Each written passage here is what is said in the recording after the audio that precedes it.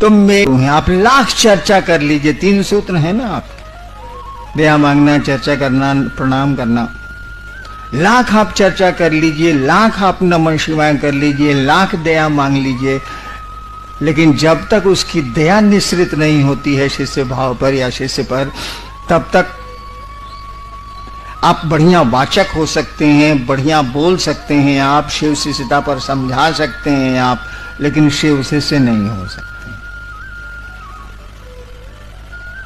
शिव शिष्यता पर बहुत बढ़िया लेक्चर दे सकते हैं आप, सही अवधारणा दे सकते हैं आप, सही बात बता सकते हैं आप, लेकिन शिव शिष्य नहीं हो सकते।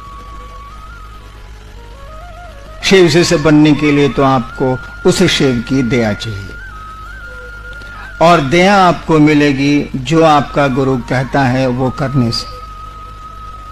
उसने जो कहा, कहा तो कुछ नहीं उसने, इतनी सी बात कही, गप करो। गप को केवल बांध दिया। किस बिंदु पर गप करो? तो शिव गुरु हैं, ये लोगों को समझाओ, बस, और कुछ नहीं किया। बाकी पहला और तीसरा सूत्र तो मैंने डाल दिए, मुझको मिले थे मैंने डाल दिए। सबसे पहले मुझको नमः शिवाय वायु वर्ग से मिला था, मैंने डाल दिया। बाद में समझ में आई बात कि खेला तो गुरु की दया का है, तो उसको पहले नंबर पर ले गए। गुरु आदेश था तो उसको दूसरे नंबर पर ले आए। अब उनकी चर्चा, शिव की चर्चा बिना उनकी दया से तो हो ही नहीं सकती है। शिष्य के जीवन के आधार ही गुरु हैं, इसीलिए पहले सूत्र में दया को रखा गया, उसको तो रखना ही रखना होगा। गुरु का आदेश 2 नंबर पर आया, 1 नंबर पर नहीं रहा, जबकि नियम है कि शिष्य के लिए गुरु का आदेश सर्वोपरि होता है, आपको तो उसको करना ही करना है। अन्य तो उनसे कहिए कि आपसे नहीं होता, ये कहने में भी संकोच है। अभी कुछ लोगों ने मुझसे कहा कि कुछ लोग संगोष्ठी में आना चाहते हैं, हमका जगह है, बुला लीजिए। हमने कहा कि कहा क्यों नहीं इन लोगों ने, इतने लोगों को फ्री किया गया, कहा क्यों नहीं इन लोगों ने? पहले कहते, जब 170 आदमी को मुफ्त हम लोग बुलाए हैं तो 75 को नहीं बुला सकते थे? बोलना तो चाहिए, बोलते क्यों नहीं है भाई साहब आप? जब कार्यक्रम शुरू हो जाता है तो पहुंच जाते हैं, रोने लगते हैं, क्या करें, आदमी हैं हम, चलो भाई आने दो। पहले बोल तो दीजिए, आपका दर्द हम लोग भी समझते हैं, ऐसा थोड़ी है। तो शिव आपका दर्द समझता है, आप समझे या ना समझे, वो समझता है। आप उनसे क्यों नहीं कहते हैं कि आप हम पर दया करिए? आपका आदेश हमसे नहीं होता, हमको आपके बारे में गप करने का मन ही नहीं करता। जब मन नहीं करेगा तो आप क्या करिएगा? सोना बताइए, मन ही किसी काम को करने को नहीं कर रहा है, तब आपके पास कौन सा साधन बचा है, कौन सा उपाय आपके पास बचा है? गुरु की दया, गुरु के दया के आश्रम में जाइए, उन्हीं से कहिए। या जिन लोगों ने आपको कहा है कि शिव गुरु हैं और शिव चर्चा करो, उनको कहिए कि भैया आपने कहा ही काम करने को, हमारा मन नहीं करता है, हम करें तो क्या करें, आप कोई उपाय बताइए। उनको भी जवाब देना होगा, क्यों आपको उन्होंने प्रेरित किया, और वो भी आपको जवाब दे सकते हैं, वो भी आप पर दया कर सकते हैं, क्योंकि गुरु भाव को दया करने का अधिकार है। तो जितना शिष्य भाव आप में आया है उतना तो गुरु भाव है, उतनी तो दया आप कर ही सकते हैं। और कम से कम गुरु का आदेश है तो उस आदेश में बल होता है, आदेश बिना बल के हो ही नहीं सकता।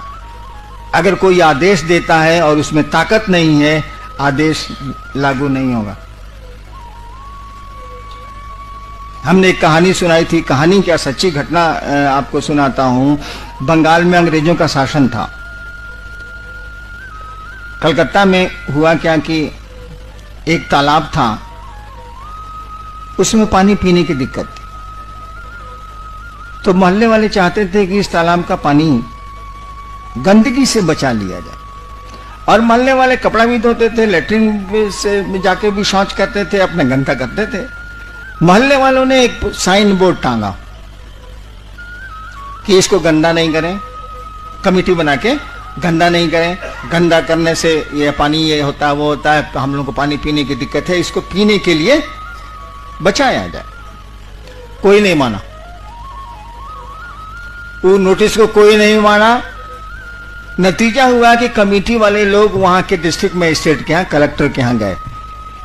अंग्रेज कलेक्टर था, सुना उसने और आदेश दिया कि अब नोटिस बोर्ड टांगो, नीचे लिखो by the order of district magistrate Kolkata. नीचे लिखा गया कि कलकत्ता के जिला अधिकारी के द्वारा, उस समय तो हिंदी चलती नहीं थी, बंगला या अंग्रेजी कलकत्ते में, और उसके बाद एक आदमी भी गंदा नहीं करता था। जैसे डीएम का नोटिस टंगा, साइन बोर्ड टंगा, उसका कोई गंदा नहीं करता था।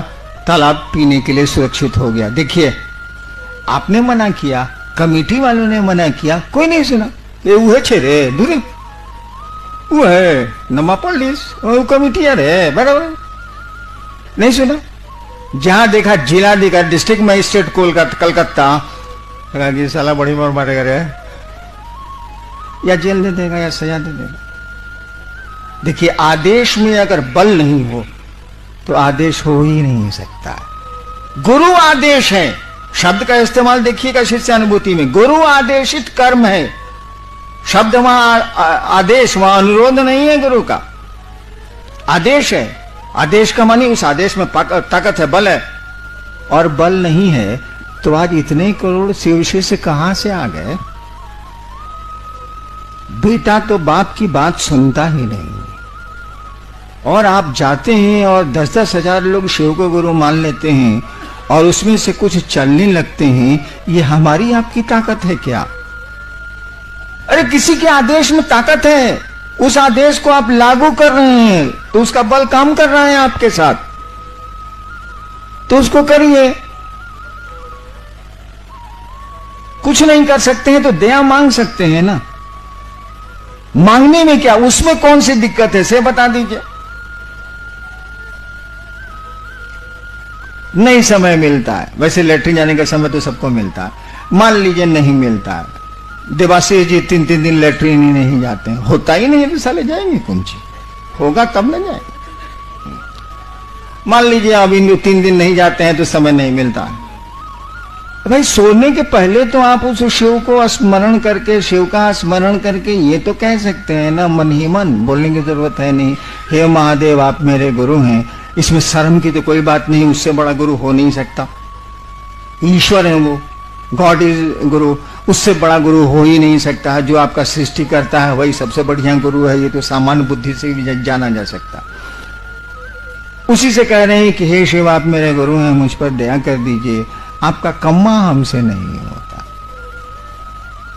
धीरे धीरे धीरे धीरे होता क्या है ना कि आप कुछ भी करिए, आप मोक्ष को क्यों नहीं पाने की स्थिति में हो, आप बहुत बड़े पीर पैगंबर हो जाइए, कोई दिक्कत नहीं है, लेकिन आपके जो प्रारब्ध कर्म है, जो आपके पूर्व के कर्म है, जो आपके भोग में आ रहे हैं और समय आपका पीछा नहीं छोड़ता, तो आपको पकड़ लेगा और आपके लिए बाधा पैदा करेगा। वो कर्म फल उस शिव की ओर जाने में, उस परमात्मा की ओर जाने में, उस गुरु की ओर जाने में, वही बाधा पैदा करते हैं। आपके कर्म फल जो हमने आपने किया है, अच्छा बुरा, वही आता, अच्छा भी आवेगा वो रुकता है, वही बाधा पैदा करते हैं। शिव की दया आपके प्रारब्ध और काल के प्रभाव को कम करती है। तो हम लोगों को तो इतनी छूट दे, नियम तो यही है कि दया मिलेगी गुरु आदेशित कर्म से, नियम तो यही है। हम लोगों ने छूट दे दी कि चलिए ये कर्म अगर नहीं भी आपका आपसे होता है, गुरु चर्चा आपसे नहीं भी होती है, तो उस महादेव से रिक्वेस्ट करने का भी आपको मुंह नहीं है, इतना तो कर ही सकते हैं ना। और धीरे धीरे अगर दिल से ये आवाज उठ जाए कि हे महादेव आप दया करिए, आपका काम नहीं हो रहा है, तो एक समय जरूर आएगा कि दया हो जाएगी। सरकार ने जब 1988 में मुझको पटना का मजिस्ट्रेट बनाया, कंट्रोल रूम का इंचार्ज बनाया, तो मैं तो मधेपुरा में खूब शिव चर्चा करके आया था। कम ही लोग थे लेकिन अच्छी चर्चा होती थी वहां। पटना आया, कोई सुन भी नहीं करे हमारी बात। मैं तंत्र की मोटी मोटी किताब जीप में रखवा लेता था, कंट्रोल रूम में ले जाके टेबल पर झूठो मूठो रखता था कि कोई पूछे कि आपको तंत्र में मन होने लगता है का? साला कोई नहीं पूछे। कितने लोगों ने ये सोच के कि हैनान जी तांत्रिक है, हम कहे चलो इसी पर चलेगा, तांत्रिक है। अरे फंसाने के लिए साला सांप नहीं दिखाया जाता, बेचना तो साला दांत मंजन है।